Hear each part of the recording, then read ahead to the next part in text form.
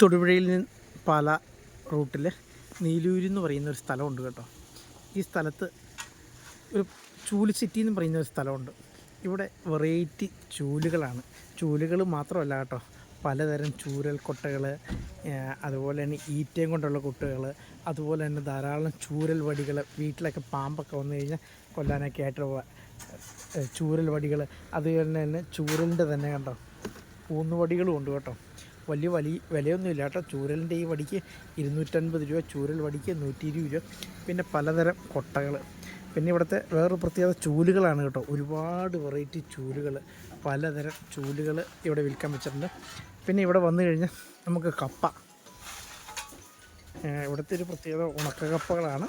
ഉണക്കക്കപ്പയുണ്ട്, കുടംപുളി, വാളംപുളി, അങ്ങനെ ഒരുപാട് ഐറ്റം ഉണ്ട് കേട്ടോ. ഇതാണ് ആ ചൂല് സിറ്റി എന്ന് പേര് പറയാൻ കാരണം ഇവിടുത്തെ ചൂലുകളാണ് കേട്ടോ. കണ്ടില്ലേ, ധാരാളം ചൂലുകൾ കൊണ്ട് ഇവിടെ നിറഞ്ഞിരിക്കുകയാണ്.